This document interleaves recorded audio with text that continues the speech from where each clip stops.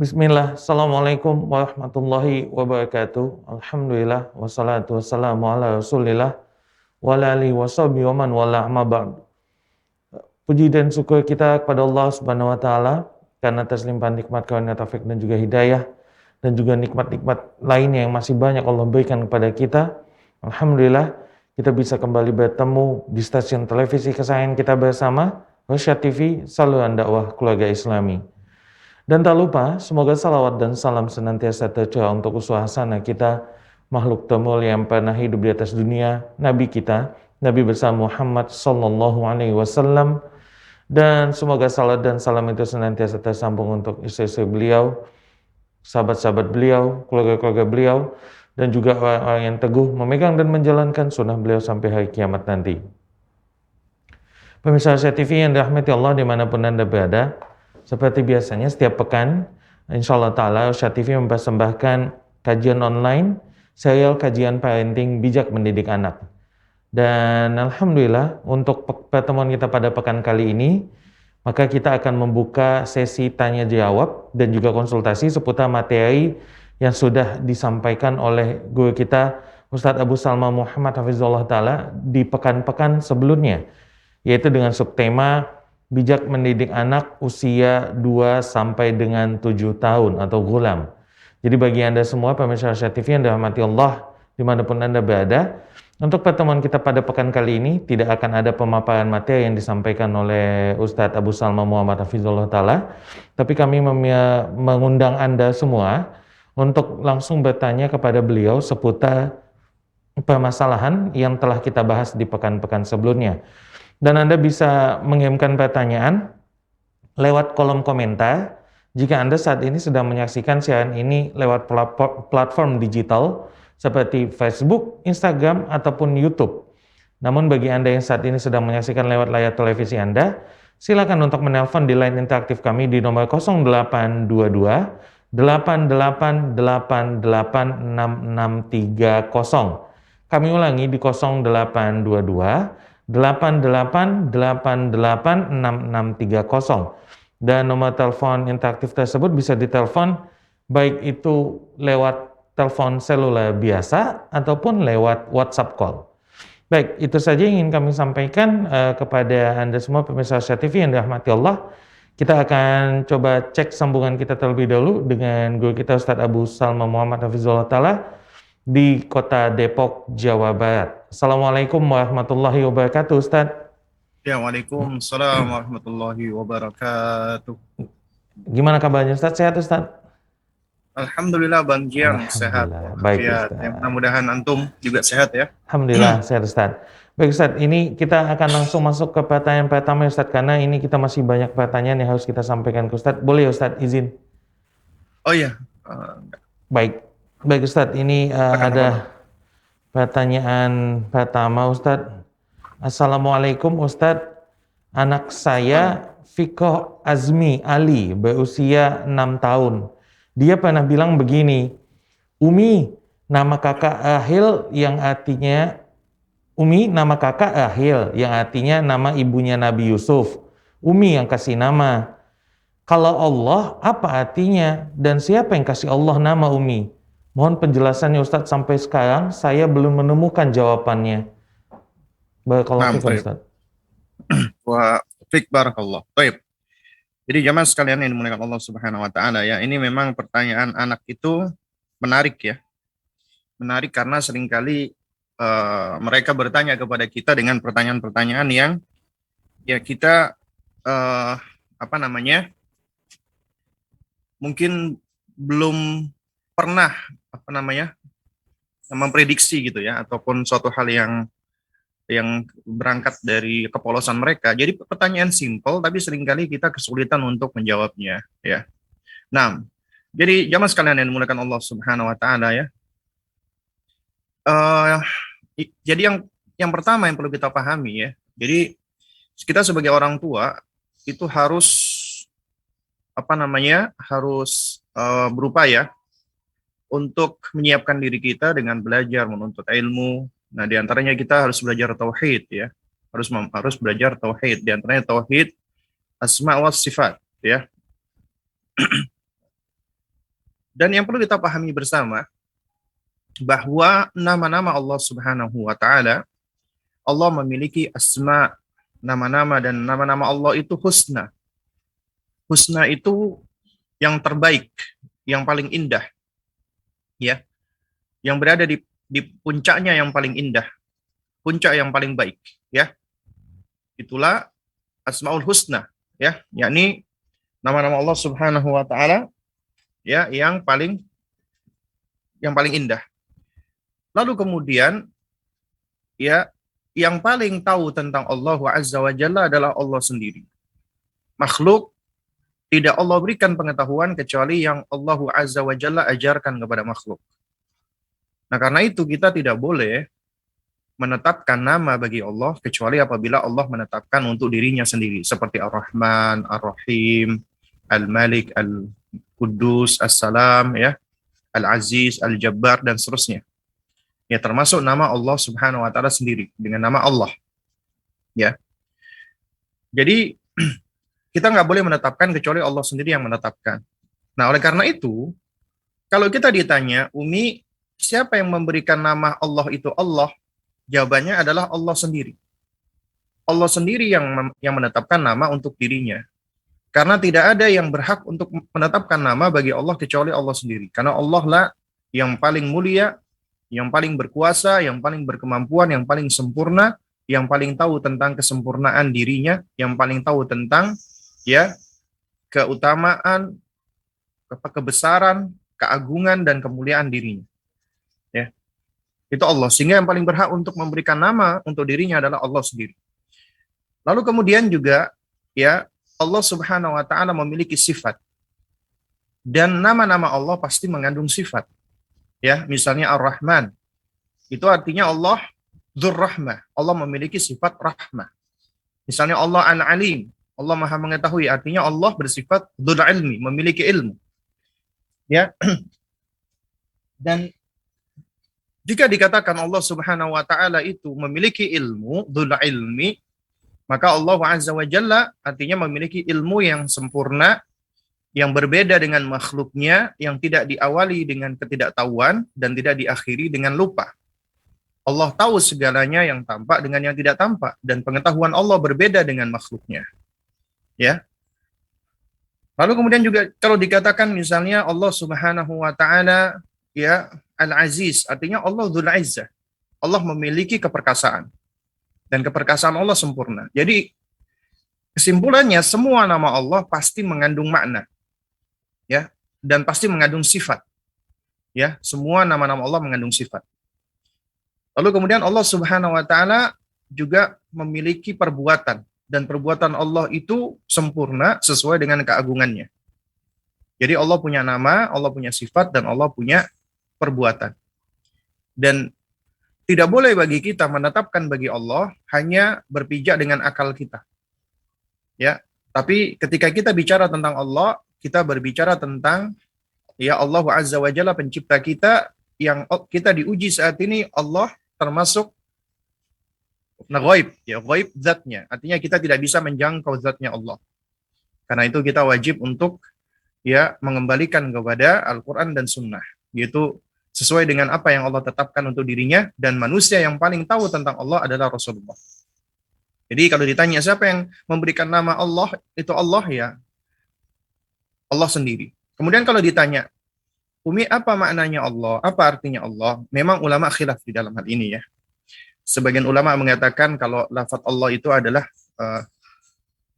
ini adalah termasuk isim alam jamid, ya. Jadi nama yang tidak memiliki derivat di dalam bahasa Arab, ya. Jadi ya memang nama Allah, ya, Allah sendiri yang memberikan nama untuk dirinya. Ya. Jadi ini adalah nama yang Allah Subhanahu wa taala berikan nama untuk dirinya, ya. Dan nama ini adalah nama yang berbeda dengan nama-nama yang lainnya. Yang mana nama yang lainnya itu memiliki derivat di dalam bahasa Arab. Tapi Allah tidak. Lalu sebagian ulama yang lain berpendapat, ya, adalah tidak mungkin bagi Allah memiliki nama tapi nama itu tidak mengandung makna dan tidak memiliki sifat. Ya. Sehingga menurut mereka bahwa nama Allah itu bukan isim jamid ya, bukan isim yang jamid ya, yang beku, yang artinya tidak memiliki tidak memiliki mushtaq ya, tidak memiliki derivat ya.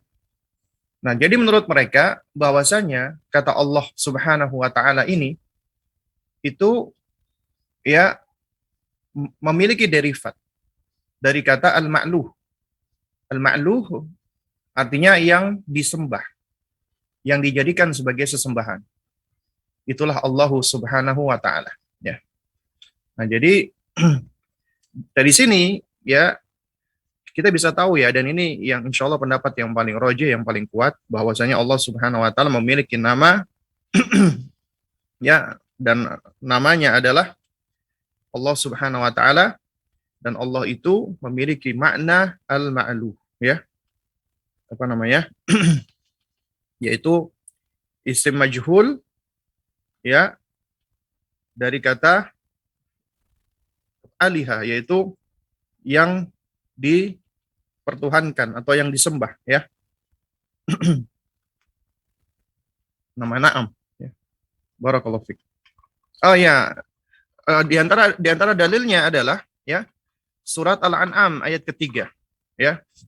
Surat Al-An'am ayat ketiga, Allah Subhanahu wa taala berfirman, wa huwallahu fis samawati wa fil ardi ya'lamu sirrakum wa jahrakum wa ya'lamu ma taksibun.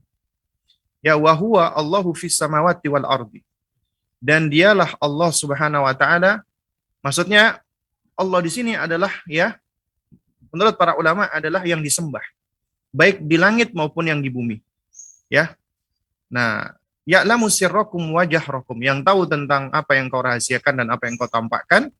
Ya, wa ya'lamu ma taksibun, dan tahu apa yang engkau lakukan. Nah, kata wa huwa Allahu fis samawati wa fil ardi, dialah Allah yang di langit dan yang di bumi, artinya yang disembah di langit dan yang di bumi. Ini maknanya. Ya, jadi bukan artinya Allah Subhanahu wa taala ya berada di mana-mana. Ini sebagian orang berpendapat ya dengan dalil ini, ya Allahu fis samawati wa fil ardi. Allah yang berada di langit dan yang berada di bumi menurut mereka. Ya, ini adalah suatu pemahaman yang keliru, yang menyimpang dan berbahaya. Karenanya kita harus kembali kepada penafsiran para ulama ya. Ya.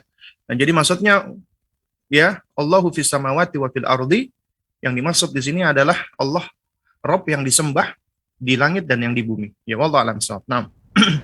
Baik Ustaz, jazakallah khairan, barakallahu fikum atas jawabannya. Semoga tadi bisa menjawab pertanyaan Fiqh Azmi ya. Itu pertanyaan dari Fiqh Azmi berusia 6 tahun. Baik Ustaz, kita lanjutkan ke pertanyaan berikutnya. Assalamualaikum Ustaz, izin bertanya Pak Ustaz, saya memiliki Bismillah, Assalamualaikum warahmatullahi wabarakatuh. Semoga Allah senantiasa menjaga Ustadz, tim Rosyad TV, dan seluruh kaum muslimin. Mohon izin pertama Ustadz, saya memiliki anak laki-laki usia 19 bulan. Permainan apa yang paling tepat untuk usia tersebut yang sesuai dengan syariat? Dan bagaimana cara yang tepat mengenalkan tauhid pada anak usia tersebut? Jazakallahu khairan, dari Ibu Fadilah. Nah, baik. Barakallahu fiik ya. Baik, jamaah sekalian muliakan Allah Subhanahu wa taala ya. Berkaitan tentang permainan ya. Jadi yang perlu kita pahami bersama, yang namanya permainan itu hukum asalnya adalah mubah, halal. Ya. Artinya secara asal dia diperbolehkan untuk dimainkan, apalagi untuk anak-anak. Anak-anak ini tentunya memiliki rukhas ya, keringanan-keringanan di dalam sejumlah permainan. Asalkan permainan tersebut tidak mengandung, pertama, sesuatu yang diharamkan. Ya, sesuatu yang diharamkan. Nah, di antara yang diharamkan adalah ya adanya musik-musik. Ya, tentunya itu dapat mempengaruhi anak kita. Karena musik itu adalah sesuatu hal yang ulama nyaris sepakat tentang keharamannya, ya. Lalu kemudian juga bukan permainan yang sifatnya mengandung dadu, ya. Nah, ini juga ada dalil yang menunjukkan tentang pengharaman dadu secara spesifik, ya. Nah, karena itu ya, sesuatu yang hukum asalnya mubah, jika datang dalil yang menunjukkan akan keharamannya, maka status mubahnya berubah menjadi terlarang ataupun haram, ya. Ini yang pertama. Lalu yang kedua, yang tidak mengandung perkara-perkara yang membawa madarat, yang membawa kerusakan atau membawa bahaya buat sang anak, ya. Jadi yang dapat mencederai dia, baik secara fisik ataupun secara psikis. Maka permainan-permainan seperti ini hendaknya dijauhi atau dihindarkan, ya. Nah, diantaranya misalnya anak usia 2 tahun kemudian diberikan, ya ini kan anak seperti ini kan usianya kan sebenarnya masih usia suka memasukkan barang ke mulut, ya. Nah, jadi jangan diberikan permainan-permainan yang kecil yang bisa dimasukkan ke mulut, kemudian bisa dia telan dan itu membahayakan, ya.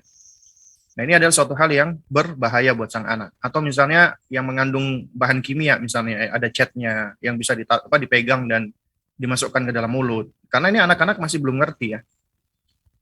Termasuk juga gadget, ya. Karena gadget itu, apalagi televisi, tablet, dan yang semisalnya, itu dapat membahayakan bukan hanya psikis dari sisi, bukan hanya fisik dari sisi mata mereka dan dan juga anggota tubuh yang lainnya, tapi juga bisa membahayakan secara psikis mereka, ya. Karena banyak penelitian yang dilakukan, anak-anak yang udah dikenalkan gadget dari semenjak kecil, itu biasanya mereka mengalami seperti delay speech, ya, keterlambatan berbicara. Lalu kemudian juga sensorik motoriknya tidak terstimulasi dengan baik, ya. Sehingga mereka seringkali kurang terorientasi ketika berjalan, itu biasanya oleng, mudah kehilangan keseimbangan, belum lagi masalah mental atau emosi. Ya, itu diantaranya gadget, ya, ini sesuatu hal yang membahayakan. Kemudian juga gadget itu mengeluarkan radiasi, ya, yang dapat membahayakan mata, ya, dari sisi cahayanya dan yang semisalnya. Nah, jadi jemaah sekalian dimuliakan Allah Subhanahu wa taala, anak usia di bawah 2 tahun itu kalau ditanya permainan apa yang cocok buat mereka, ya, ini kan adalah fase di mana sebenarnya yang lebih dominan pada mereka adalah pendengaran, ya, dan indera penglihatan mereka sedang berkembang, ya. Dan yang namanya anak-anak, ya, tentunya kita perlu untuk menstimulasi baik dari sensoriknya, motoriknya, ya, dan juga dari sisi-sisi yang lainnya, ya. Nah, oleh karena itu, yang namanya permainan, maka perhatikan, biasanya di dalam permainan itu ada semacam keterangan usia, ya, untuk mereka, ya. Sebenarnya anak di usia 2 tahun itu mereka sudah bisa, ya, diajarkan kayak board book, ya, buku dari board, ya, dari kayak semacam papan yang berasal dari kardus, ya. Jadi bukunya buku yang tebal, kemudian dikasih semacam kulit dari kain yang lembut, ya. Lalu kemudian di buku itu ada kayak gambar-gambarnya, ada ilustrasinya, ya. Nah, lalu kemudian orang tua membersamai dan menjelaskan, ya, ke anak-anak, ya. Terus kemudian juga di antara permainan itu kayak stacking toys, ya. Stacking toys itu istilahnya apa, ya? Jadi anak-anak itu belajar menyusun. Jadi ada semacam kayak kayu, ya, yang kayak batang kayu, lalu kemudian ada semacam ring, ya, ring kayak donat-donat gitu, itu mulai dari ukuran kecil sampai ukuran besar.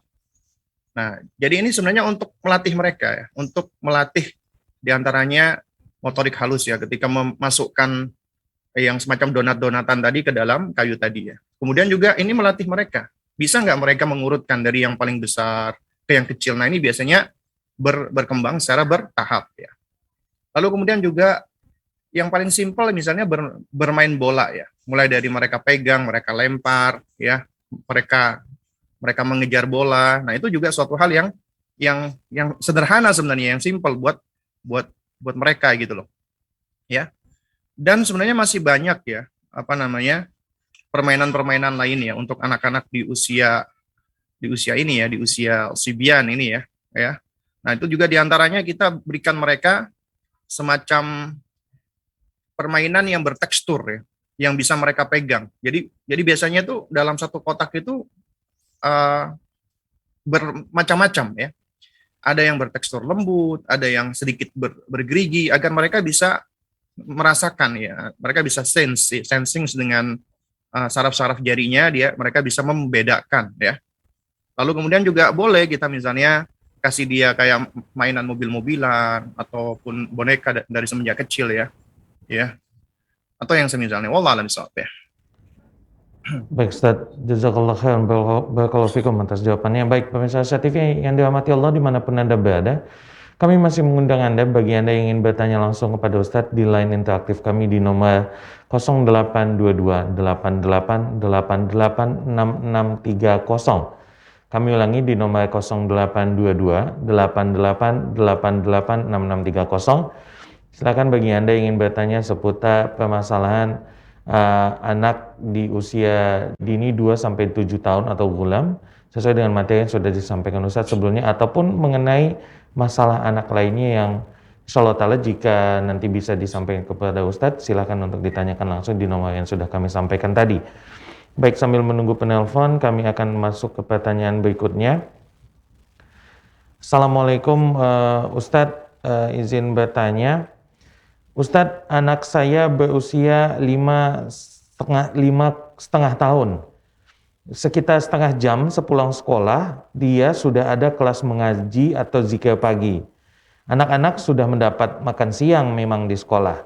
Dan tiap hari ada les online tiap malam. Apakah hal-hal tersebut bisa menjadi beban buat anak di usia mereka, Ustadz? Jazakallahu khairan dari Ummu Khadijah. Baik ya, wa jazakallah khairan wa iyaha sailah ya. Jadi anak usia 5,5 tahun ini memang adalah usia mereka belum yafi ya, belum tamyiz ya. Ini seharusnya mereka memang usia di mana mereka lebih banyak diberikan kebebasan ya untuk bermain, bahkan kita fasilitasi mereka untuk bermain dengan permainan-permainan yang bermanfaat. Itu sebenarnya jauh lebih baik ya daripada anak usia dari 5,5 tahun ya, ini kan masih usia TK sebenarnya ya, kemudian sudah semacam di drilling dalam tanda kutip ya, sekolah, kemudian dia ikut TPA, malamnya les online dan yang semisalnya ya. Jadi ini sebenarnya dikhawatirkan ya sudah termasuk bagian mendrilling dan apa namanya dan apa istilahnya menggegas anak gitu loh. Karena kita tahu ya, ketika kita mendidik anak kita pasti punya tujuan, kita punya target yang hendak kita raih dan hendak kita capai. Itu apa sih dari anak-anak ini? Sebagian orang tua ya itu begitu semangatnya, bermaksud seakan-akan ingin memberikan kebaikan, tujuannya baik ya.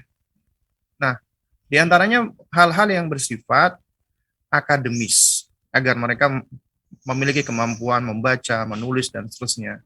Ini baik sebenarnya, tapi ketika ini dilakukan dengan cara kita banyak merampas waktu anak-anak kita, yang umumnya anak-anak di usia itu misalnya mereka bermain, ya, nah, itu biasanya nanti di usia berikutnya, ya, itu akan mengalami fase di mana mereka ya semacam ingin balas dendam, ya. Artinya balas dendam dalam tanda kutip ya, yakni ketika mereka di usia itu seharusnya sudah lebih fokus belajar, akhirnya mereka sudah merasa bosan ini dengan belajar. Kenapa? Karena dari TK-nya mereka sudah diforsir, sudah di drilling untuk belajar. Sehingga akhirnya mereka kehilangan apa namanya semangat untuk belajar, kehilangan apa namanya mubadaroh ya, kehilangan inisiatif ya untuk belajar. selalu disuruh, dan itu pun juga mungkin orang tua kesulitan. Ini biasanya karena usia-usia sebelumnya seringkali di drilling, ya. Seringkali mereka di apa namanya, dipaksa tanpa sadar, ya, oleh orang tuanya. Nah, jadi yang perlu Anda perhatikan, apa yang hendak Anda harapkan dari usia seperti ini udah diikutkan dengan berbagai macam banyak kelas. Kalau mau diajarkan tentang Al-Qur'an, tentang hafalan, tentang zikir itu bagus, baik, tapi tentunya juga tidak dengan cara apa namanya, seakan-akan anak itu sudah diberikan apa namanya, target-target yang yang bisa jadi mungkin apa namanya, itu dapat merampas hak-haknya dia untuk yang lainnya, termasuk bermain, ya. Dan khususnya juga yang paling utama adalah kita membersamai mereka dan ngajarin mereka tentang akidah, tentang tauhid, ya. Yang lebih utama adalah kita yang membersamai mereka, ngajarin mereka bermain bersama dan memberikan pijakan-pijakan, ya, akidah, diniyah kepada anak-anak kita ketika kita sedang membersamai mereka, ketika kita sedang bermain dengan mereka, ya. Dan kita harus lebih toleran, ya, kepada mereka di usia-usia seperti ini. Ketika mereka ingin bermain, ya. Tapi tentunya toleran bukan artinya permisif, ya. Semuanya serba dibolehkan tanpa ada aturan. Tetap harus ada aturan dan perhatian, nizam wa ihtimam. Tapi di sisi lain, ya, juga kita tidak boleh terlalu strict, ya. Artinya kita sudah memberikan mereka berbagai macam aktivitas mulai dari pagi, sore, malam, ya. Aktivitas yang sifatnya, ya, belajar, artinya kita sudah menstimulasi kognisi mereka, ya.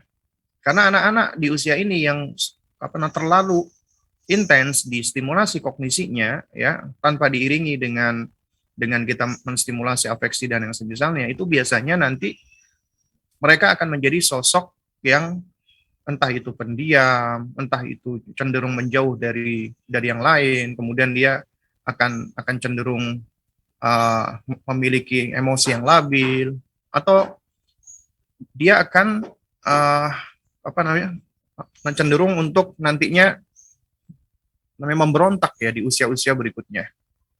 Nah, karena itu makanya di usia seperti ini kunci adalah kita membersamai mereka dan fokus mendidik hati mereka, ya, dan kita toleran dengan mereka ketika mereka sedang bermain. Karena nanti di usianya di 7 tahun dan seterusnya, ya, itu baru mereka sudah ready, mereka sudah lebih siap lagi untuk intens belajar, ya. Tapi di usia ini kita hendaknya tidak terlalu menggegas mereka, tidak terlalu kita sudah berikan mereka aktivitas. Nah, kecuali di sini ada pengecualian untuk anak-anak yang spesial. Kita nggak bisa pungkiri, ada anak-anak yang spesial, yang istimewa, yang berbeda dengan anak-anak lainnya. Anak-anak lainnya umumnya adalah seperti yang saya jelaskan tadi, tapi ternyata ada anak-anak yang spesial. Anak-anak yang memang senang belajar dari semenjak kecil. Artinya, dari kecil dia ini memang sudah senang belajar, dan belajarnya dia itu adalah bentuk permainan. Karena begini, kenapa anak-anak itu lebih senang bermain? Karena bermain itu adalah sesuatu yang lebih menggembirakan dan menenangkan hatinya. Artinya mereka itu nggak ada capeknya ketika bermain. Ya, biasanya mereka itu tampak tidak capek ketika bermain, tapi kalau belajar capek. Apalagi rentang konsentrasi mereka kan singkat pendek, ya. Demikian pula anak-anak ketika usia ini, mereka ketika bermain itu kayak nggak ada capeknya. Mereka bisa bermain nih seakan-akan itu seharian, ya. 24 jam nonstop itu bisa jadi mampu mereka untuk bermain. Kenapa? Karena itu sesuatu yang mereka senang, jadi hatinya senang, ya. Nah, oleh karena itu apabila ada anak yang mereka senang belajar, artinya belajar mereka itu sesuatu yang mereka senangi dan mereka tidak merasa kayak terpaksa ataupun dipaksa, dan juga mereka dalam hal ini itu fun, enjoy, gembira, senang, maka kita boleh memfasilitasi, dan ini suatu hal yang baik tentunya. Tapi tentunya, ya, kita juga perlu memperhatikan sesuai dengan kapasitasnya, sesuai dengan usianya. Tidak di drilling, ya. Kadang-kadang kita ngelihat ini fun, enjoy, tetap kita mendrilling mereka hingga akhirnya terjadi yang namanya stimulasi. Cuman kita nggak bisa pungkiri ada anak-anak spesial, ada anak-anak istimewa, ya, Ya, seperti contohnya misalnya kita lihat ya, kayak Imam Nawawi ya, kalau kita baca tentang sejarah beliau, ya tentang biografi atau peri kehidupan beliau, dari semenjak kecil beliau tuh memang hobinya belajar. Ya ketika yang lain teman-temannya lagi pada bermain, beliau itu enggak, beliau tuh bawa buku, beliau belajar. Akhirnya beliau diejek dan dibully sama teman-temannya, ya. Sampai bahkan beliau oleh temannya itu kayak mau dipaksa main, akhirnya beliau menjauh, menangis. Ya. Jadi ini diantara ya sosok anak-anak yang istimewa. Tapi tentunya kita nggak bisa uh, ketika kita baca seperti ini kemudian kita hendak menjadikan anak kita seperti Imam Nawawi karena tiap anak beda-beda. Karena Allah sudah berikan kepada masing-masing anak itu keunikan. Tugas kita orang tua adalah menggali dan mencari tahu tentang keunikan tersebut. Ya. Nah, karena di dalam sejarahnya Imam Nawawi ini, di situ ada salah seorang ulama besar ya, tidak hadir di dalam ingatan saya, apa namanya, yang mana beliau memperhatikan ini anak istimewa. Akhirnya dicari tahu tentang anak ini di mana tinggalnya. Akhirnya ketika beliau ketemu sama bapaknya, yaitu bapaknya Imam Yahya bin Syaraf An-Nawawi, ya itu diberikan masukan. Anak ini anak yang spesial, hendaknya engkau engkau sekolahkan dia di sini dan di sini. Itu diberikan nasihat. Ya. Nah, jadi di sini kita bisa belajar bahwa sebagai orang tua dan pendidik kita perlu melihat ini kondisi anak-anak kita masing-masing. Ya, dan kemudian kita bisa menstimulasi mereka sesuai dengan keadaan mereka. Ya. Nah, tapi umumnya anak-anak usia seperti ini ya, itu sebenarnya kita bisa ngelihat nih. Kalau misalnya kita ajak, ayo Kak, sekarang kita murojaah, ayo Kak, terus dia mau, dia senang, berarti alhamdulillah. Tapi kalau dia nggak mau, jangan dipaksa, ya. Jadi jangan kita paksa. Jadi seharusnya kita dorong, kita sabar, kita beri dia motivasi. Kenapa? Karena tujuan kita sebenarnya mendidik mereka di usia-usia seperti ini, ya, apalagi ketika kita ingin mengajarkan Al-Quran, kita ingin mengajarkan hadis, kita ingin mengajarkan adab, kita ingin mengajarkan kebaikan-kebaikan adalah apa namanya? Tahbibuhum ila dzalik ya. Menjadikan mereka senang, cinta, suka dengan hal-hal tersebut. Mereka senang atau cinta dengan Quran, mereka senang cinta dengan hadis, mereka senang cinta dengan doa, dengan zikir. Nah, itu ya kuncinya.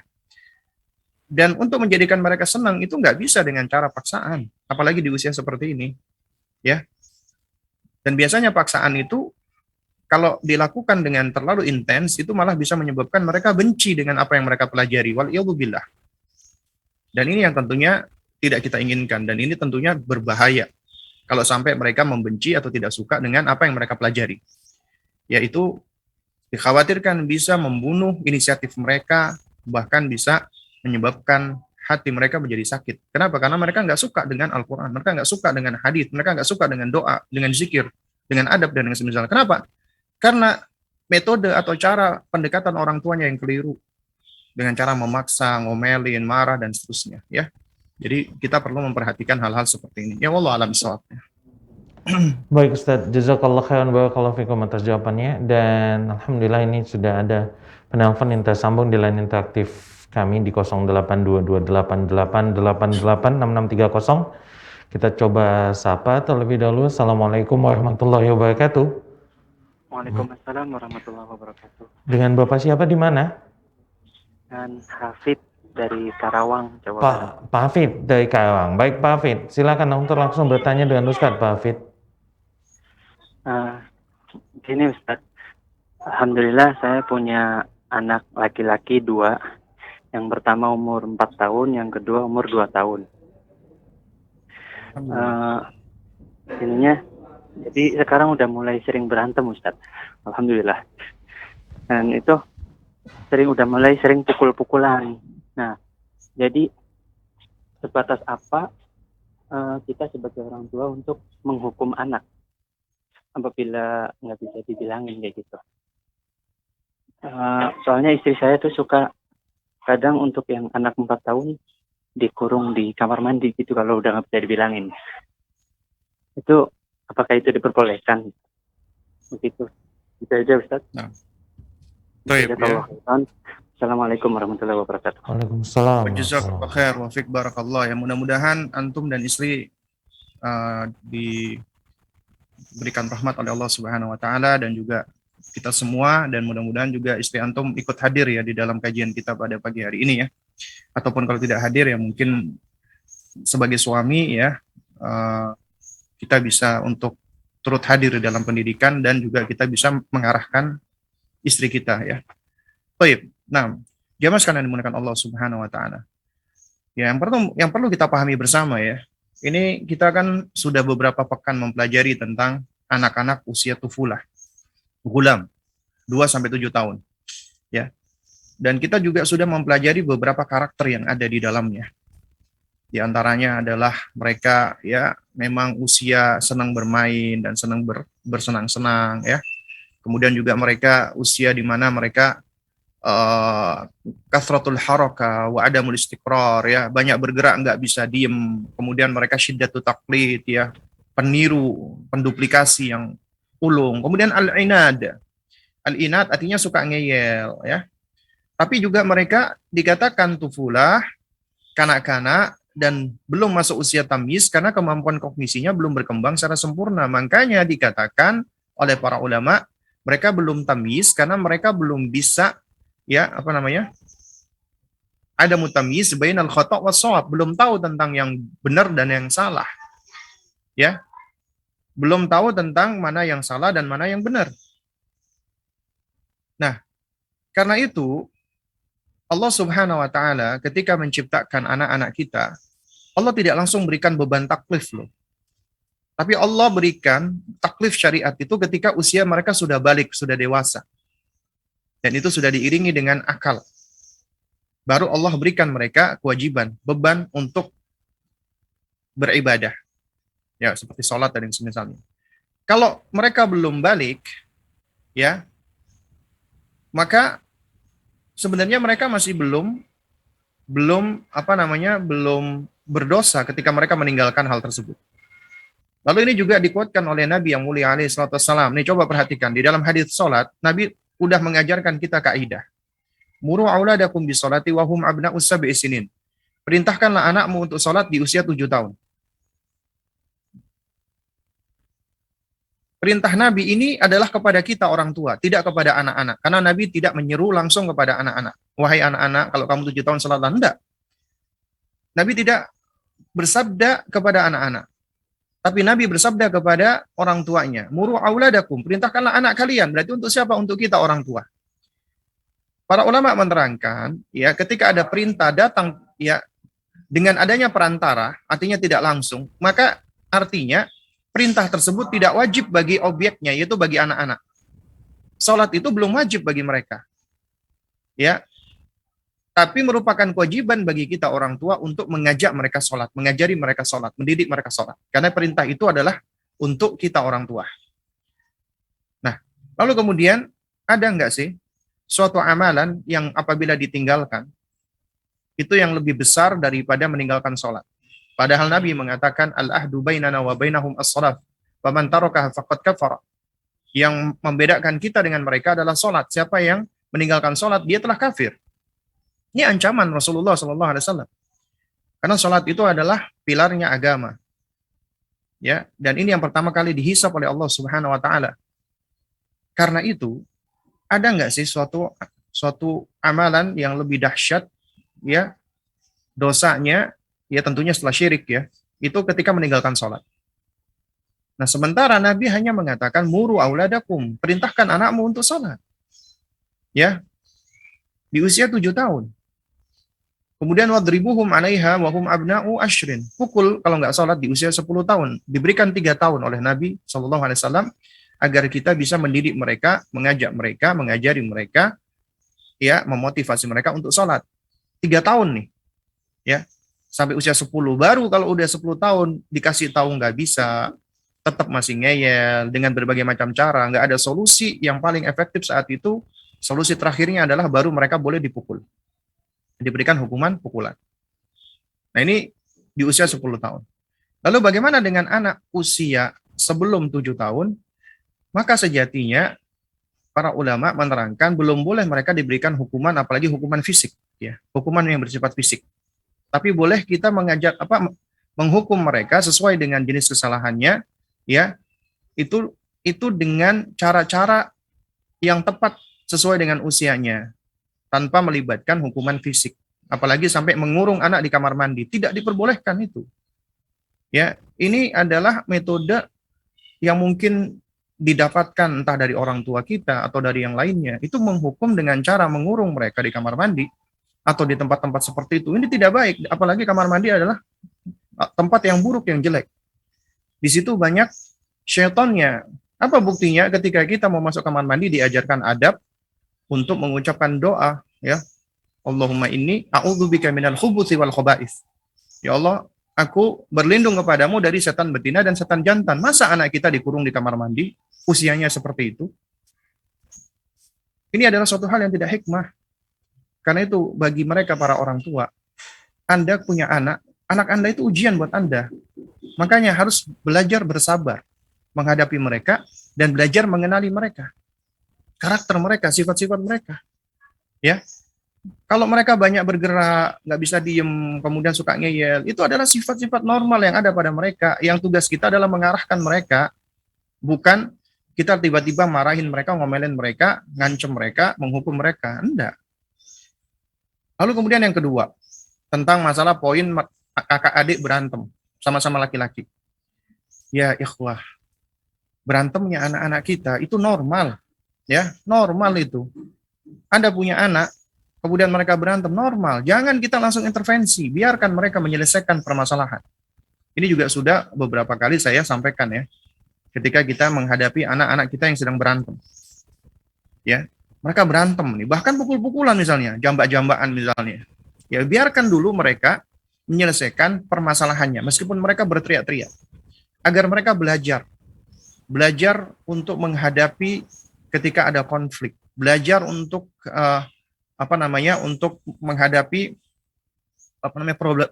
problematika. Ini artinya mereka nanti ketika di usia-usia berikutnya, mereka akan menemukan banyaknya problem, banyaknya masalah. Nah, ini adalah cara kita untuk melatih mereka, untuk menyelesaikan problem mereka. Kita perhatikan apa yang akan mereka lakukan di situ. Tiap anak beda-beda, ada yang teriak, ada yang nangis, ada yang lapor ke orang tuanya.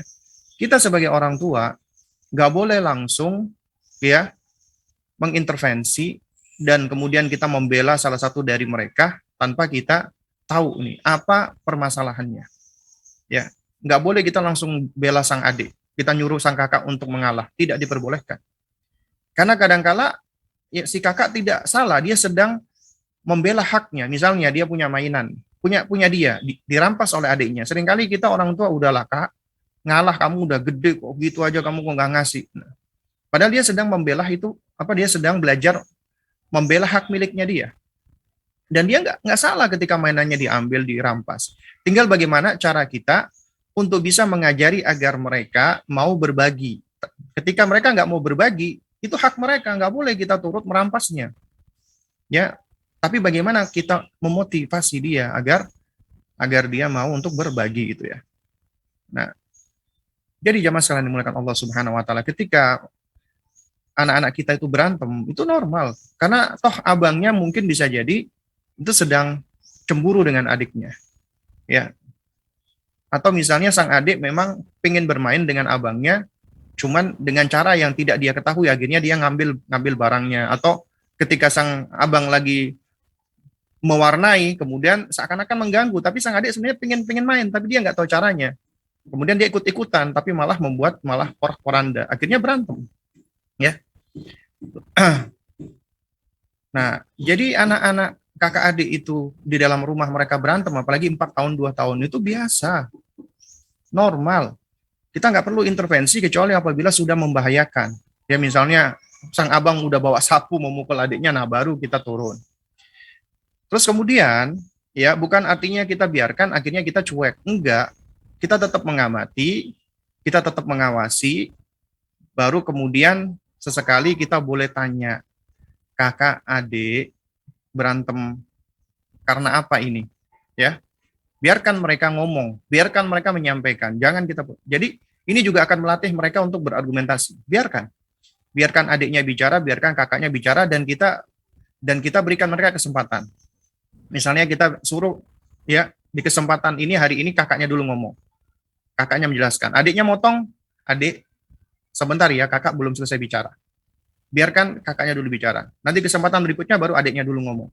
Kita dengarkan dulu permasalahannya.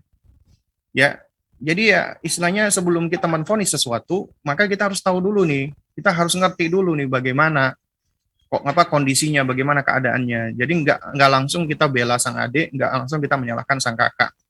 Ya. Terus kemudian kalau misalnya sang kakak ini dia suka marah-marah yang nggak jelas, sampai misalnya guling-guling tantrum, ya itu kita juga jangan langsung langsung menyalahkan sang kakak. Karena ketika dia tantrum atau dia teriak-teriak marah-marah, kemudian menyebabkan kita sebagai orang tua marah, kemudian kita hukum dia, itu malah tidak akan menyelesaikan masalah.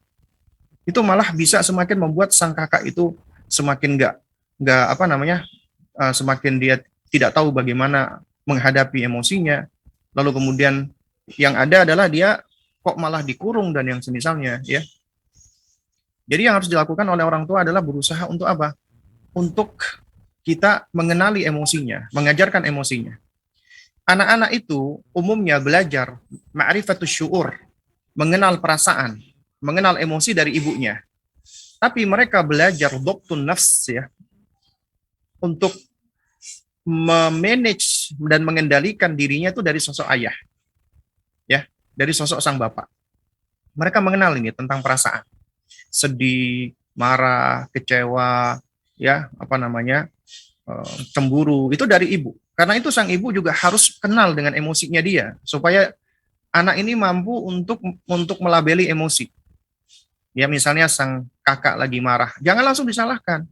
Pendekatannya adalah, ya, misalnya dia menangis, biarkan dulu dia menangis, dia menumpahkan dulu emosinya, dia menumpahkan dulu apa yang ada dalam dirinya. Setelah dia sudah mulai agak dingin, ya, cooling down, baru kita ajak bicara. Boleh misalnya sang ibu ketika anak lagi marah, kita deketi, kita peluk, ya. Dan boleh, ya, ketika kita tahu misalnya, ya, anak nggak mau ngomong, kita tanya, "Oh, kakak lagi sedih ya?" "Iya, Kak." Nanti dia tinggal menggeleng atau mengangguk.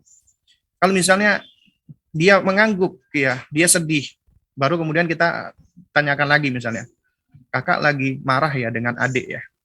Misalnya dia angguk-angguk lagi. Nah, berarti kita udah tahu nih masalah, dia lagi marah sama adiknya. Marah dengan orang, marah dengan adik. Marah itu bukan suatu hal yang terlarang, enggak. Itu suatu hal yang sudah ada di dalam diri manusia. Tinggal kita ajarkan, marahnya itu worth it nggak sih? Bener nggak sih gitu loh. Dia ketika dia marah, bener nggak sih marahnya itu keluar karena sebab seperti itu dan bagaimana cara memanagenya. Yang penting kita ajarkan dulu. Mereka mengenal emosinya dan kita menvalidasi emosinya. Ya. Ketika misalnya dia angguk-angguk, misalnya iya, kita tahu dia marah sama adiknya, terus baru kemudian ibunya jangan langsung ngomong atau bilang, "Kamu ngapain sih marah sama adik, kamu udah gede, kamu seharusnya ngalah." Enggak. Ya. Kita seharusnya menunjukkan empati. Ya, oh kakak marah sama Umi ya. Umi ngerti kok. Kakak marah karena mainannya kakak tadi diambil ya, atau dirampas oleh adik ya. Iya, Umi ngerti. Jadi tunjukkan kita ngerti perasaan mereka. Dan ketika mereka itu merasa dimengerti, ya, jadi mereka akan lebih mudah untuk diarahkan. Karena mereka merasa diakui, mereka dimengerti oleh orang tuanya. Ya, dan dari situ mereka akan belajar untuk memahami dirinya, untuk mengendalikan emosinya. Baru kemudian kita masukkan pelan-pelan. Ya, kakak tahu nggak? Adik itu sebenarnya pengen main sama kakak, tapi adik belum ngerti caranya. Jadi ketika adik mengambil mainan kakak, itu bukan artinya adik itu pengen merampas, enggak. Adik itu pengen main dengan kakak, tapi adik belum tahu caranya gitu, ya. Nah, adik itu sayang loh dengan kakak. Jadi baru kemudian kita coba damaikan. Kita jelaskan. "Ah, nggak mungkin adik sayang sama kakak, buktinya dia begini-begini," gitu kan. Nah, itu biarkan dulu dia ngomong, dia keluarkan dulu apa yang ada dalam dirinya. Selesai dia bicara, baru kemudian kita arahkan. Nah, juga sama dengan adik. Adik ini juga harus belajar misalnya, belajar untuk mengetahui konsekuensi. Dia masih belum tahu nih misalnya, itu barang kakaknya. Tapi biasanya sang adik ini dia pengen ikut main, cuman dia belum tahu caranya. Nah, Tapi ketika dia ngelihat kakaknya marah, dia tahu, ya sebenarnya dia tahu kalau dia sedang melakukan kesalahan. Nah, oleh karena itu makanya ke adiknya juga tetap kita melakukan pendekatan dan kita suruh dia, ayo adik minta maaf sama kakak. Ya. Di hadapan kakaknya kita puji adiknya. Artinya puji maksudnya bukan bukan ini ya, bukan dipuji-puji sehingga membuat sang kakak semakin cemburu, tidak. Maksudnya kita puji dalam artian dia itu bangga loh dengan kakak. Dia itu sebenarnya ngelihat kakak. Dia itu nah, adapun ke adik ya juga kita katakan kakak itu sayang loh dengan kamu, ya. Jadi caranya seperti ini, ya. Agar lalu agar mereka tahu mereka itu adalah dua orang yang saling menyayangi sebenarnya, tapi mereka sedang berusaha mengenal dirinya, mengenal perasaannya, mengenal keinginannya, mengenal kemauannya. Ini tugas kita sebagai orang tua untuk mengarahkan, dan kita nggak mungkin bisa melakukan ini kecuali tentunya setelah hidayah taufik dari Allah, ya, kecuali dengan cara belajar. Karena dalam mendidik anak itu kita nggak bisa cuman mengandalkan intuisi kita ataupun cara-cara orang tua kita. Ya, karena toh kita tahu ternyata di agama kita sudah ada contoh-contoh yang telah ditunjukkan oleh para ulama-ulama kita, bahkan termasuk oleh Nabi kita yang mulia alaihi wassalam.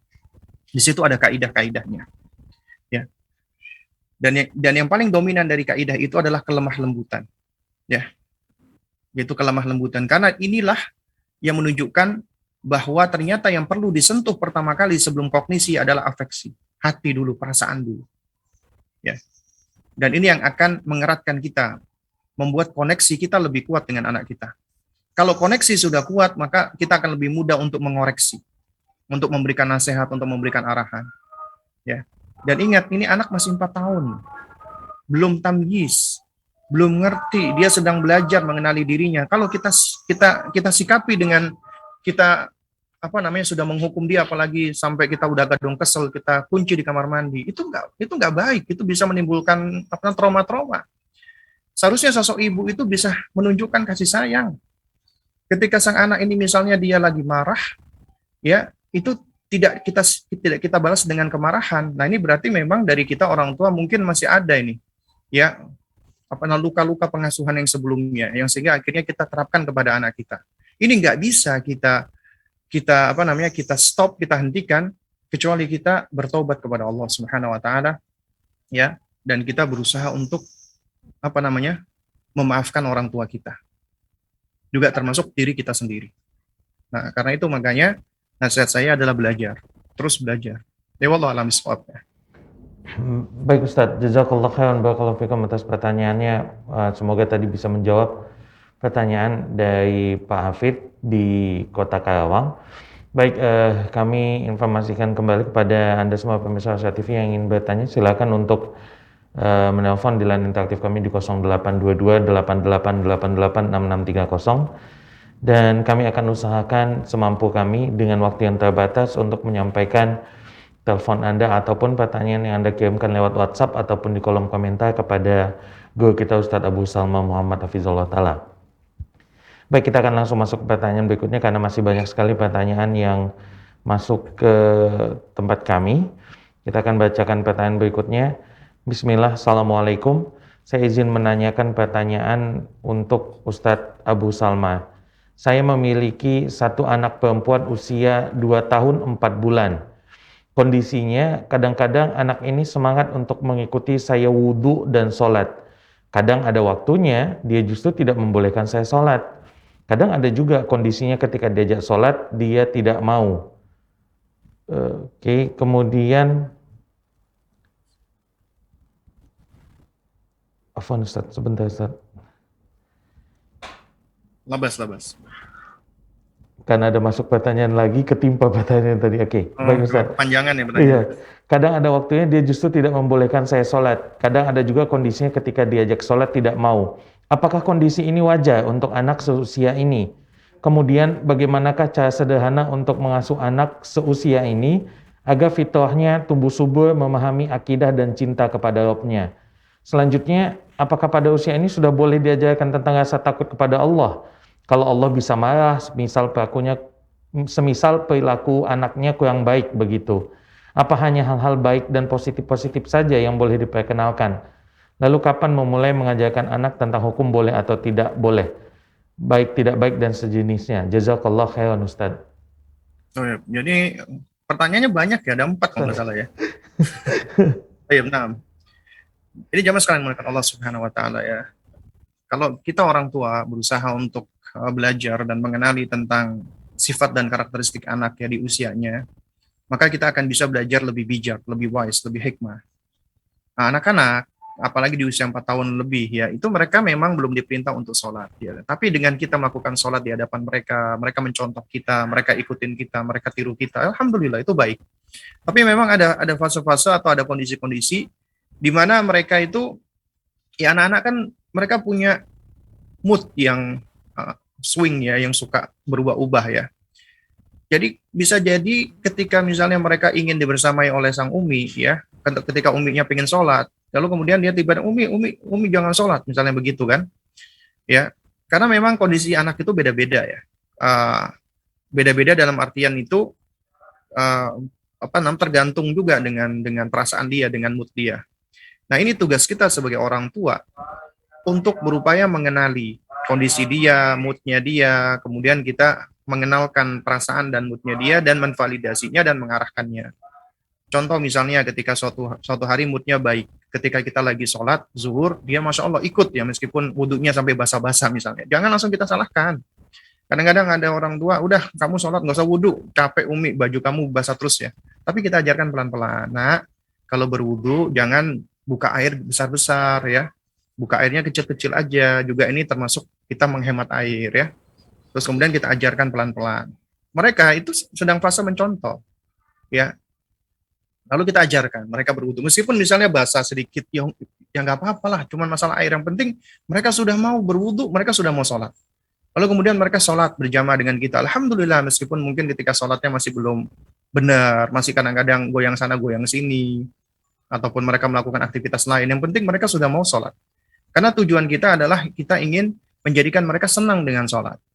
Nah, lalu kemudian di suatu hari ketika mereka sedang bad mood misalnya, atau karena yang lainnya, ketika kita mau sholat, umi nggak mau sholat, umi nggak boleh sholat. Maka jangan langsung kita hadapi. Kenapa? Kok kamu gitu sih? Jangan. Kita berusaha untuk mencari tahu dulu nih. Kita coba duduk, ya. Kemudian kita dudukkan dia di dekat kita, kemudian kita ajak bicara, pendekatan dialogis. Misalnya, adik, kenapa adik kok larang umi untuk sholat? Biarkan dia menyampaikan apa yang ada di dalam benaknya dia. Pokoknya aku nggak mau, umi mau sholat. Iya, umi kepingin tahu kenapa adik melarang umi untuk sholat, ya kan? Cari tahu, ya. Nah, biarkan dia menyampaikan apa yang ada di dalam benaknya supaya kita bisa tahu nih alasannya kenapa. Kalau dia misalnya nggak mau ngasih jawaban, ya maka kita berusaha nih untuk menebak tapi dengan memberikan pertanyaan cukup dia ya menjawab iya tidak atau mengangguk misalnya. Misalnya begini tuh, apa namanya? Kakak pengen main sama Umi, ya. Kemudian dia angguk-angguk iya. Nah, Umi mau lo bermain dengan kakak, ya. Umi mau bermain dengan kakak. Tapi sekarang Umi ingin ya bicara dulu dengan Allah. Umi pengen ngomong dulu sama Allah.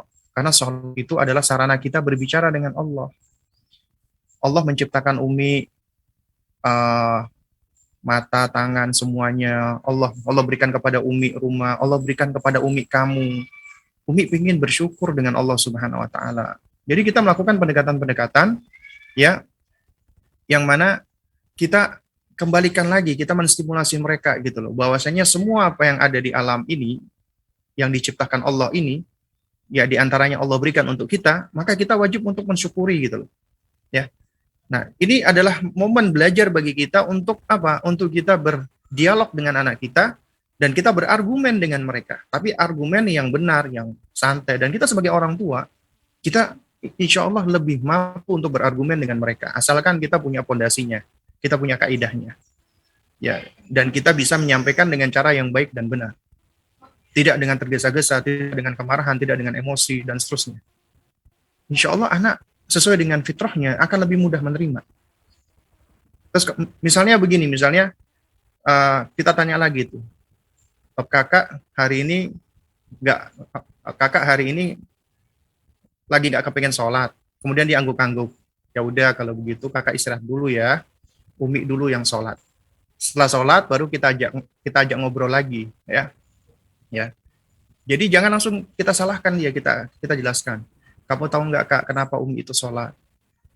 Ya kita terangkan tentang konsepsi sholat, dan diantaranya adalah Allah nggak butuh kak dengan sholatnya Umi. Allah nggak butuh dengan sholatnya Abi. Allah nggak butuh dengan sholatnya semua siapapun yang sholat. Allah nggak butuh, Allah maha kaya.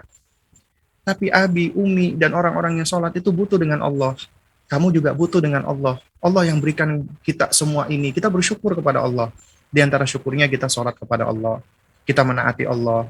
Kita memuji Allah, menyanjung Allah. Kita bertahmid dan seterusnya. Itu kita ajarkan. Dan ini juga membutuhkan ya kita juga harus tenang menghadapi mereka. Ya. Nah, jadi kita harus tahu nih, ada fase-fase di mana mereka memang lagi gak kepengen untuk melakukan sesuatu. Karena manusiawi ada bosannya dan seterusnya. Dan kita harus cari tahu nih. Ya. Terus kemudian yang kedua tadi tentang apa tadi? Bang Jiang. Makanya pertanyaannya kalau bisa jangan banyak-banyak ini Bang Jiang. Ya Ustadz, mungkin kalau yang kedua tadi mungkin udah bisa jawab, karena kan pertanyaan keduanya tadi Ustadz, kemudian bagaimanakah cara sederhana untuk mengasuh anak seusia ini agar fitrahnya tumbuh subur kepada Allah? Baik.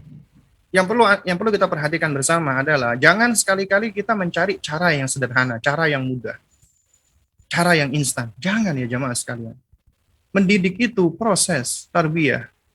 Pasti di dalamnya ada kesulitan-kesulitan. Kita hilangkan di dalam paradigma kita, mindset kita, mencari yang mudah, mencari yang sederhana, cara sederhana. Memang mungkin ada orang-orang bisa ya dia menformulasi suatu metode disebut dengan cara sederhana, tapi sebenarnya prakteknya tidak sesederhana itu gitu loh. Ya. Semua akan menjadi sederhana, akan menjadi simpel, akan menjadi mudah dengan pertolongan Allah. Sesulit apapun akan menjadi sederhana dan simpel dengan pertolongan Allah. Karena itu ya adalah kita minta kemudahan kepada Allah Subhanahu wa taala. Ya. Makanya di antara doanya adalah apa? Allahumma la sahla illa ma ja'altahu sahla. Ya Allah, tidak ada kemudahan kecuali yang Engkau jadikan mudah. Mendidik anak itu berat ya jamaah.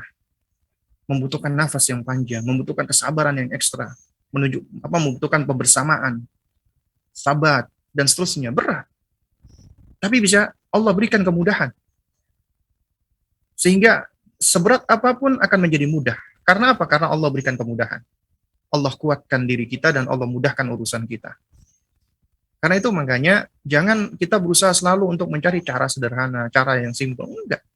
Tapi kita minta tolong kepada Allah agar Allah Subhanahu wa taala senantiasa memberikan kita keteguhan, memberikan kita semangat, memberikan kita kekuatan, memberikan kita kesabaran, ya, dan Allah memberikan kita segala bentuk kemudahan. Ya. Dan jika ada kesulitan, kita minta tolong kepada Allah agar Allah mudahkan. Ya. Maka itu adalah cara yang mudah. Cara yang mudah adalah cara yang Allah berikan kemudahan kepadanya. Ya. Nah, ini harusnya yang seperti ini. Wallahu a'lam bishawab. Baik, Ustaz. Jadi kemudian untuk cara mendidik anak usia seperti ini ya kita harus belajar, menuntut ilmu, ya. Dan ini tentunya bukan suatu hal yang mudah untuk sebagian orang, tapi untuk sebagian orang Allah mudahkan. Kenapa? Karena dia sudah Allah berikan taufik sehingga ketika dia belajar dan dia mempraktekkan ilmunya dan mengajarkannya ikhlas karena Allah dan cara belajarnya benar. Ya. Nah, adapun mereka yang masih belum punya semangat belajar, yang masih tendensi mendidik anaknya juga masih dicampuri dengan hal-hal yang lain, biasanya mereka akan merasakan sulit. Ya. Nah, oleh karena itu makanya harus benahi dulu hati, kemudian baru benahi metode. Cara metode ini dengan cara kita belajar. Wallahu a'lam bishawab. Ya. Baik, Terus kemudian apa tadi Bang Jiang yang ketiga? Yang ketiga, kalau dengan usia anak segini, apakah boleh melakukan pemberian informasi bahwasanya harus diberikan rasa takut kepada Allah kalau Allah bisa marah gitu, Ustaz?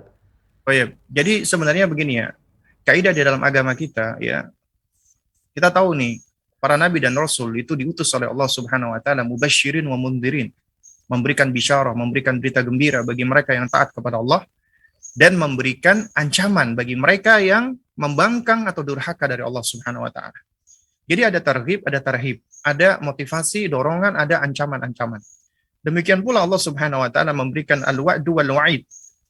Al-wa'du janji-janji Allah. Janji Allah bagi mereka orang yang bertakwa, jazaan, sawaban, yaitu berupa pahala surganya Allah Subhanahu wa taala dan keridhaan dan kecintaan Allah. Allah juga memberikan ya adanya wa'id, ancaman berupa neraka, kemurkaan Allah bagi siapa yang membangkang dari Allah Subhanahu wa taala. Ini kaidah dari agama kita. Artinya agama kita ada reward and punishment. Ada perintah, ada larangan. Ada targhib, ada tarhib, ada motivasi, ada ancaman. Ini suatu hal yang tidak bisa terpisahkan. Tapi ya ternyata di situ juga ada konsepsi hikmahnya. Artinya ya konsepsi hikmah di sini mengharuskan kita untuk bisa menempatkan ya kapan kita harus memberikan perintah, kapan kita harus memberikan larangan, kapan kita harus memotivasi mereka, kapan kita mengancam mereka. Ya, ini adalah membutuhkan hikmah.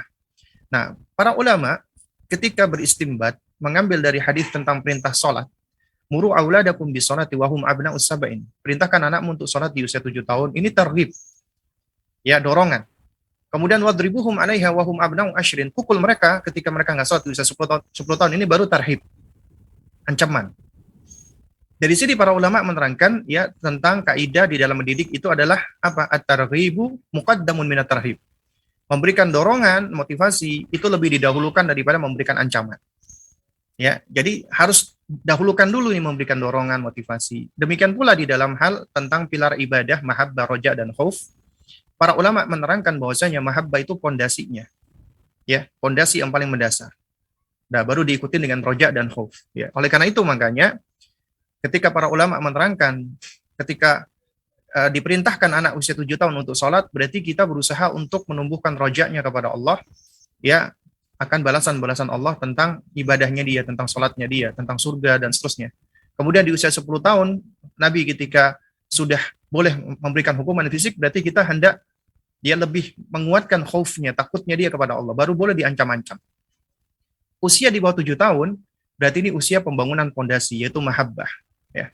Karena itu makanya kita harus mendidik anak-anak kita ya sesuai dengan mana yang menjadi prioritas tanpa kita hilangkan yang lainnya. Maksudnya begini, usia anak Anda 4 tahun, 5 tahun, itu fokus kita adalah membangun mahabbatullah, mendidik hatinya, ma'rifatullah, ajarkan tauhid, ajarkan akidah sesuai dengan usianya dan seterusnya.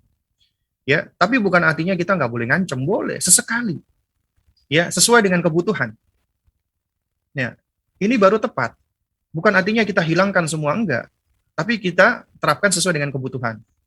Nah, suatu hal yang keliru adalah ketika orang tua lebih melakukan pendekatan dengan cara banyak mengancam dan menjelaskan Allah itu ya akan mengadab, menghukum siapa saja yang menantang atau durhaka kepada beliau. Maksud saya kepada Allah. Lalu kemudian juga Allah akan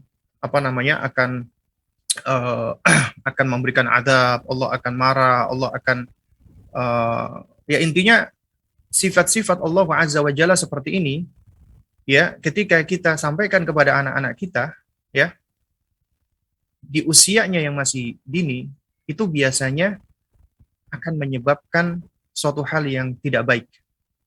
Kenapa? Karena pertama, kalau kita belajar tentang nama-nama dan sifat Allah, nama-nama dan sifat Allah itu semuanya itu adalah baik, semuanya sempurna.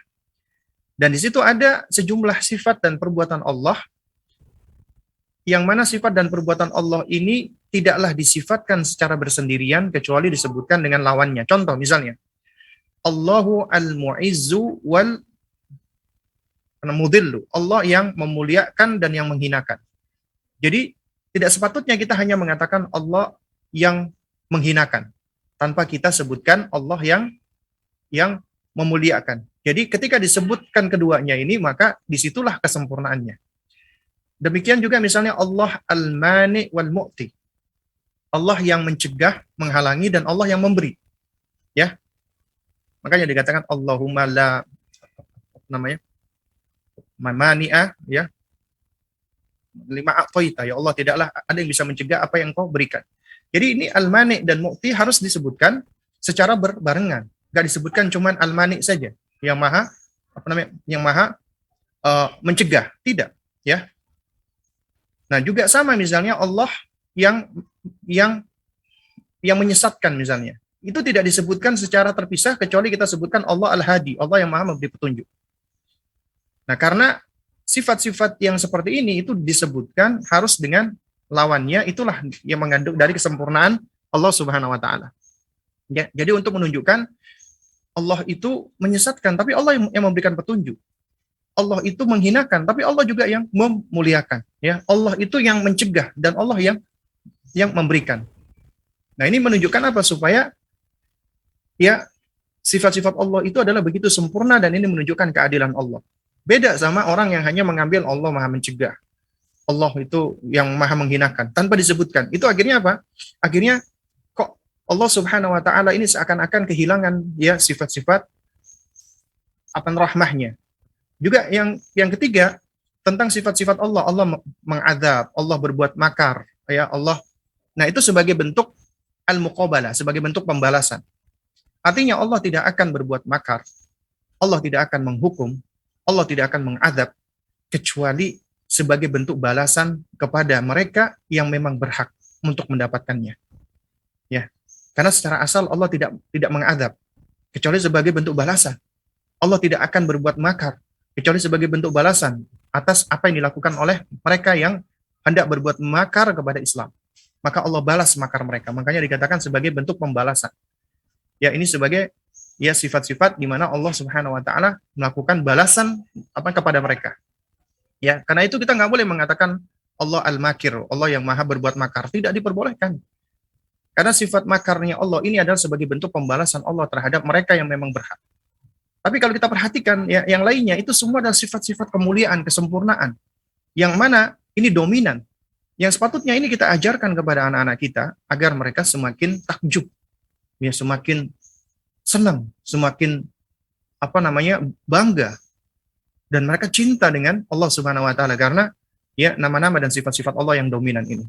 Lalu kenapa kok kita suka melakukan pendekatan dengan ya ancaman, nanti Allah marah sama kamu, nanti kamu dihukum oleh Allah. Kenapa? Karena kita suka istijal, suka tergesa-gesa.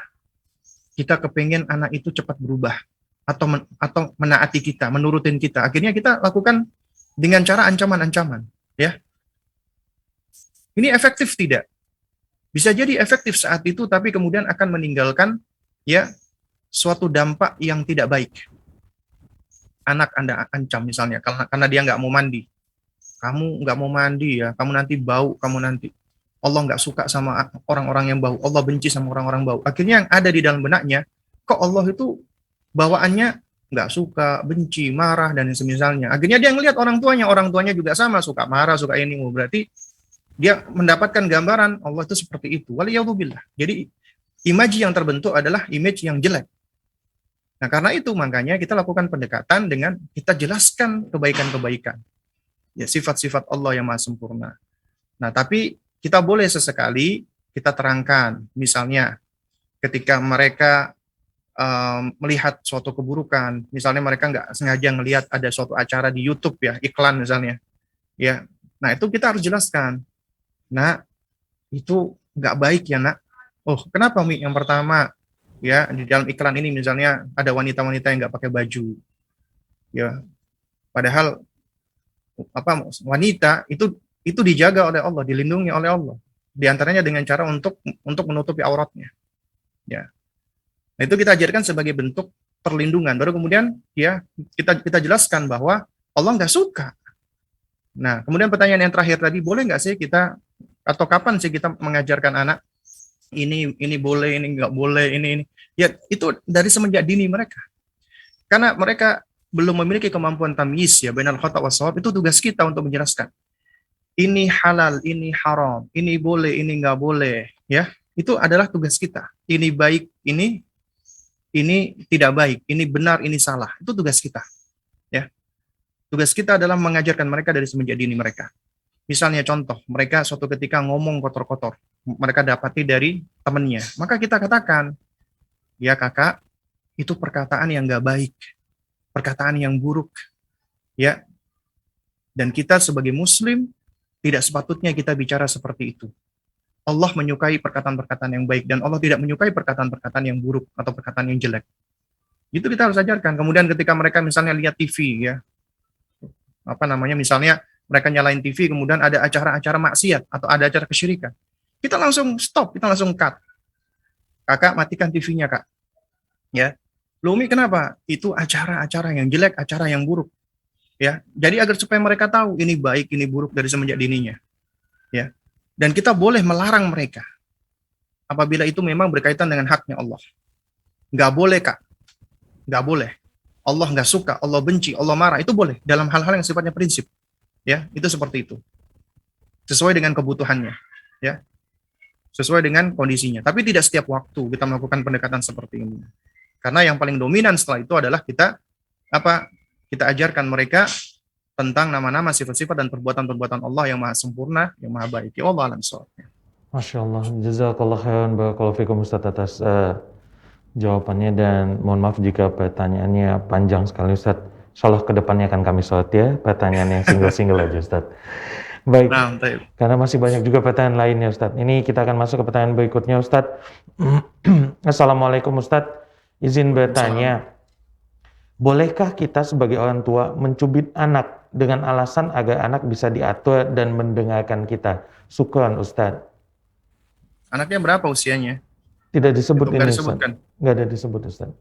Jadi sebenarnya ya mencubit, menjewer, dan itu kan termasuk pemberian hukuman secara fisik ya. Karena memang kalau kata dorb itu kan memukul ya.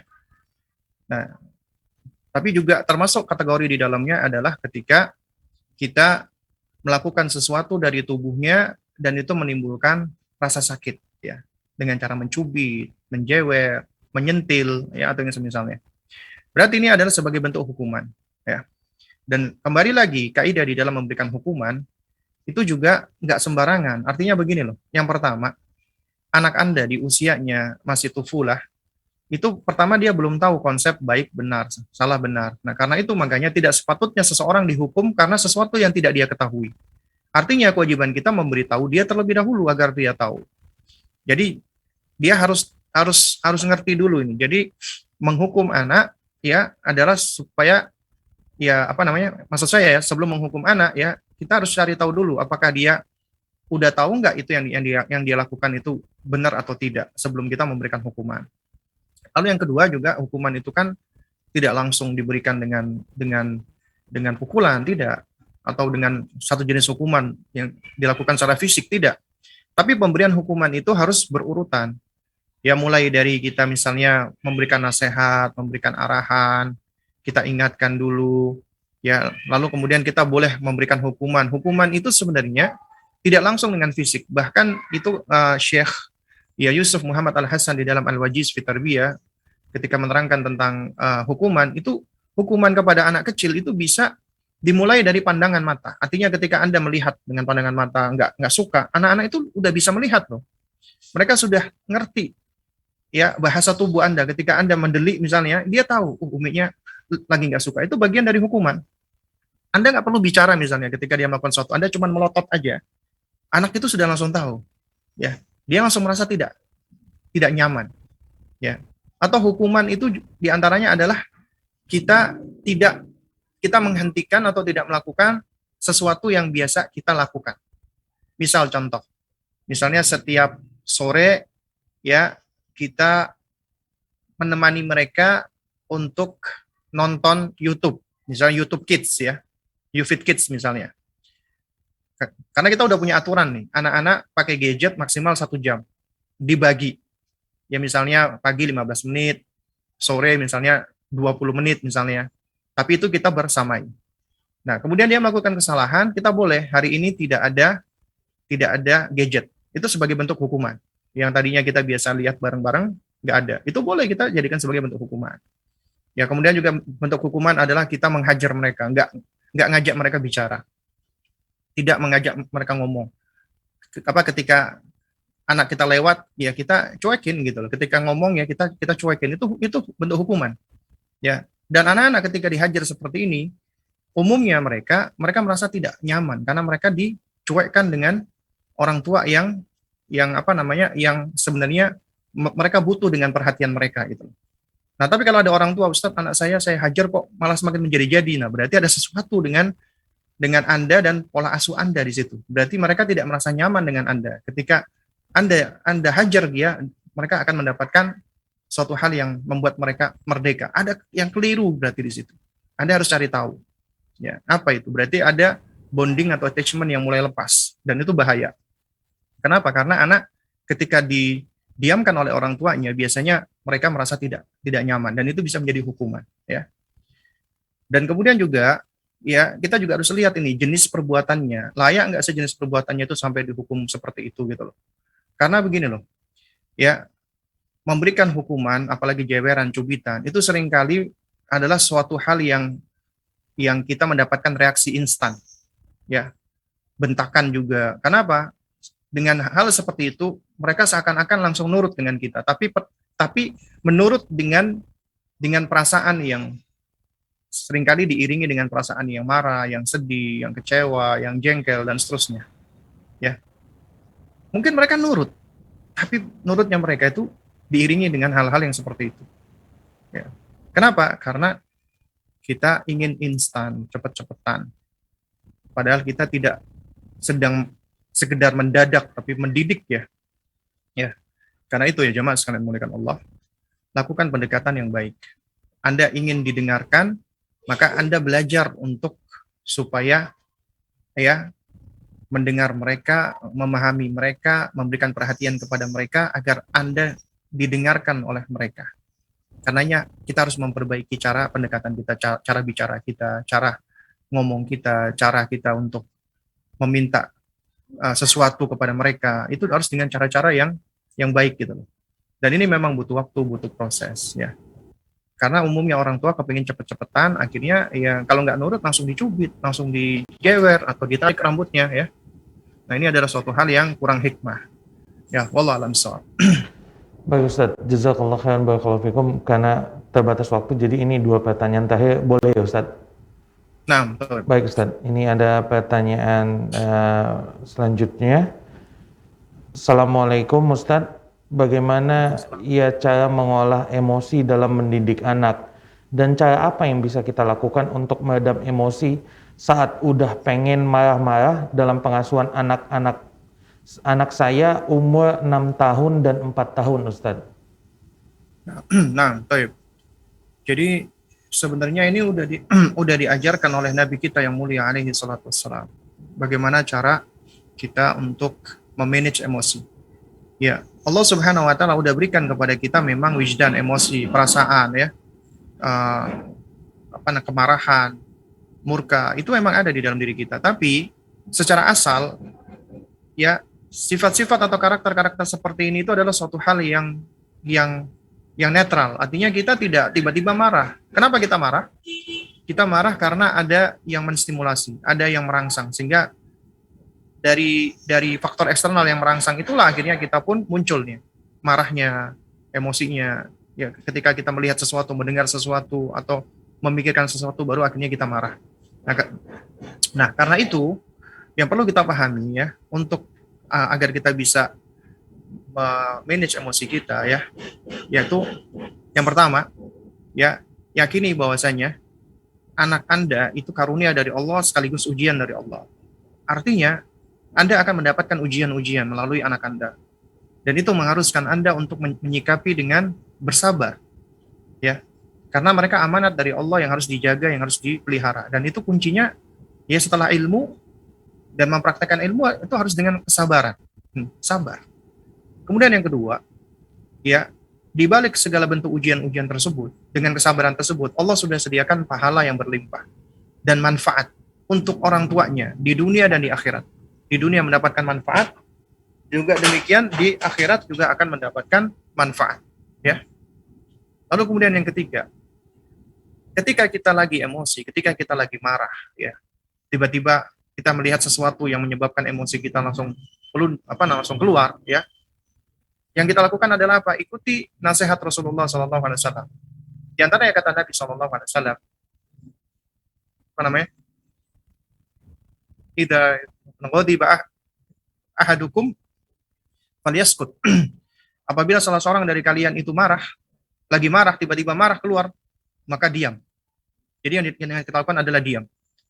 Karenanya kita jangan sampai bicara atau melakukan sesuatu dalam keadaan marah. Kita harus diam. Falyaskut, diam. Lalu kemudian yang berikutnya adalah kita merubah posisi. Posisi kita rubah dari posisi yang lebih tinggi ke posisi yang lebih rendah. Sebagaimana anjuran Nabi ya, apabila salah seorang dari kalian sedang marah, ya, wa huwa qa'im, dan dia dalam kondisi berdiri, falyajlis, hendaknya dia duduk. Kenapa? Karena orang marah itu sejatinya dia sedang meninggikan dirinya. Makanya suaranya dia tinggikan dengan teriak. Ya, lalu kemudian juga dia seringkali membusungkan dadanya dan seterusnya. Karena dia merasa dirinya tinggi. Makanya Nabi mengajarkan kita untuk mengambil posisi yang lebih rendah. Kita duduk, ya. Kemudian kalau masih marah kita berusaha untuk berbaring. Terus kemudian juga yang nggak kalah penting ya. Oh ya, ini yang seharusnya juga di poin awal adalah kita berta'awudz, memohon perlindungan kepada Allah Subhanahu wa taala. Agar apa? Agar syaitan tidak turut masuk. Lalu kemudian setelah itu adalah kita jika masih marah hendaknya kita berwudu, ya, kita berwudu. Ya. Karena kata Nabi SAW ya, ketika seseorang marah ya, maka di situ syaitan akan turut ambil bagian, dan syaitan itu diciptakan dari api. Maka padamkanlah dengan air. Nah, lalu kemudian juga di dalam sejumlah riwayat ya dari Muawiyah, tapi hadis yang dhaif ya, yaitu dengan cara mandi, ya, hendaknya mandi. Dan juga apabila masih marah, kita harus berusaha untuk menenangkan diri. Di antara yang dapat menenangkan diri kita adalah tentunya kalamullah Al-Qur'an dan banyak berzikir kepada Allah.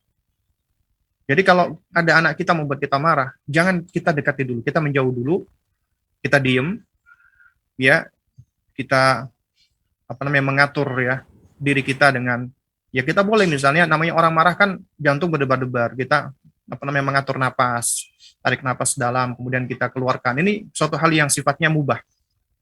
Lalu kemudian kita berwudu, kemudian kita baca Quran, kemudian kita sholat sunnah. Baru setelah itu, ketika sudah tenang, kita melakukan pendekatan kita kepada anak kita. Dan ini akan menjadi suatu hal yang baik. Kenapa? Karena anak kita akan belajar dari kita orang tuanya bagaimana regulasi emosinya. Tapi kalau dia marah, kita pun juga turut marah, maka dia akan belajar bahwasanya untuk menghadapi kemarahan adalah dengan marah, untuk menghadapi emosi dengan emosi. Jadi secara nggak langsung, sadar nggak sadar, kita sudah mengajarkan mereka untuk menghadapi sesuatu dengan cara yang seperti itu, ya, yaitu kemarahan dihadapi dengan kemarahan, emosi dihadapi dengan emosi. Ya, wallahu a'lam bishawab. Baik Ustaz, jazakallahu khairan, barakallahu fikum Ustaz atas jawabannya. Baik Ustaz, kita akan masuk ke pertanyaan terakhir. Jadi kami sudah menutup line interaktif kami di 082288886630, dan kami minta juga bagi Anda untuk tidak mengirimkan pertanyaan kembali baik ke WhatsApp ataupun di kolom komentar. Dan ini adalah pertanyaan terakhir Ustaz. Assalamualaikum Ustaz. Bagaimana mendidik kesabaran kepada anak laki-laki berusia 3,5 tahun? Dan pendidikan apa saja yang harus diberikan kepada anak 3,5 tahun? Karena anak saya ini terlahir prematur dan ada diagnosis dari dokter bahwasanya tumbuh kembangnya agak telat. Namun kalau saya perhatikan untuk hafalan, alhamdulillah bisa. Baik Ustaz. Nah, baik. Ya. Ya, jadi untuk melatih kesabaran, ya orang tuanya harus sabar. Karena dengan kesabaran orang tua, maka anak akan belajar bersabar. Karena dari kesabaran orang tua lah ya, anak itu sesulit apapun kondisinya, dia akan bisa tertangani dengan sabar dan dia akan belajar kesabaran itu sendiri. Karena dia melihat betapa orang tuanya begitu sabarnya di dalam mendidik mereka, ya, di dalam mendidik anak-anak tersebut. Lalu kemudian yang kedua, yang namanya kesabaran itu tentunya suatu hal yang tidak bisa lepas ya dari kondisi nafsi ya, kondisi kejiwaan. Dan kondisi nafsi ya, kejiwaan ya, apabila jiwa itu semakin dekat dengan Allah Subhanahu wa taala, maka akan semakin tangguh, kokoh dan kuat, ya. Nah, oleh karena itu makanya mengajarkan mereka akidah, tauhid itu akan mengokohkan mereka. Ya, dan juga kita juga bisa melakukan pendekatan dengan cara berkisah, menceritakan kisahnya orang-orang soleh, para nabi dan rasul, ya. betapa sabarnya mereka. Jadi kita berusaha untuk menunjukkan ini bukti-bukti konkret yang nyata ya dalam bentuk kisah. Kita kisahkan kepada mereka ya orang-orang yang sabar ya. Nah, itu juga di antara hal-hal yang dapat menumbuhkan kesabaran. Lalu kemudian juga kita ya doa minta kepada Allah Subhanahu wa taala agar Allah Subhanahu wa taala berikan kita apa namanya? Kekuatan ya dan yang semisalnya ya. Nah, terus kemudian juga yang nggak kalah penting adalah terus belajar. Karena ilmu itu cahaya. Ilmu ini adalah sebab di mana Allah Subhanahu wa taala memberikan kita taufik, kita bisa memilah antara yang baik dan yang tidak, yang buruk dan yang tidak. Dan dari situ kita juga bisa ya memilah apakah hal-hal tersebut layak enggak untuk membuat kita marah, layak enggak untuk membuat kita cemburu, layak enggak untuk membuat kita ini dan itu ya. Itu diantaranya dengan ilmu. Itu sebagai sebab. Sebab yang Allah Subhanahu wa taala memberikan taufiknya untuk kita semua. Ya. Ya, baik, ya jamaah sekalian yang dimuliakan Allah ya. Mungkin ini yang bisa saya sampaikan di kesempatan kita di pagi hari ini ya. Dan apa namanya? Saya mohon maaf apabila ada hal-hal yang kurang berkenan atau yang keliru, yang salah datangnya dari diri saya, yang hak datangnya dari Allah Subhanahu wa taala. Dan mungkin memang jawaban saya ini sebagaimana dikatakan la yusminu wa la yughni minju apa? Yang mungkin tidaklah mengenyangkan dan juga tidak menghilangkan dahaga ya. Namun ya insyaallah taala ya yang sedikit ini bisa memberikan manfaat untuk diri kami sendiri dan juga untuk jamaah sekalian yang dimuliakan Allah Subhanahu wa taala, dan kita memohon kepada Allah agar Allah memberikan kita ya istiqomahan, Allah senantiasa memberikan kita hidayah taufik, Allah memberikan kita kesabaran di dalam mendidik anak-anak kita, Allah memberikan kita kekuatan, Allah memberikan kita semangat untuk terus belajar ya. Dan yang lebih penting dari itu semua adalah Allah Subhanahu wa taala senantiasa ya ikatkan kita dengan sunnah Nabi yang mulia alaihi wasallam hingga kita ya meninggal dunia ataupun wafat. Wallahu taala alam bisawab. Waktu dan tempat saya serahkan kembali kepada Bang Jiang. Baik Ustaz, jazakallah khairan barakallahu fikum atas waktu untuk menjawab pertanyaan-pertanyaan yang sudah disampaikan oleh para pemirsa Arsya TV di serial kajian parenting pekan kali ini. Kami mohon maaf jika tidak semua pertanyaan bisa kami sampaikan pada Ustaz, terutama untuk yang sudah masuk seperti Abu Sofia dan juga beberapa pertanyaan lainnya. Insyaallah ta'ala jika masih ada waktu dan jika masih sesuai dengan tema pada pekan depan akan kami tanyakan kembali kepada guru kita Ustaz Abu Salma Muhammad Hafizullah ta'ala. Dan kami juga mohon maaf jika tidak semua line telepon bisa kami sambungkan kepada Ustaz untuk diberikan pertanyaan. Baik, pemirsa Arsya TV dimanapun Anda berada, kita tutup pertemuan kita pada pekan kali ini dengan doa kafatul majlis. Subhanakallahumma bihamdika, asyhadu an la ilaha illa anta, astaghfiruka wa atubu ilaik. Assalamualaikum warahmatullahi wabarakatuh.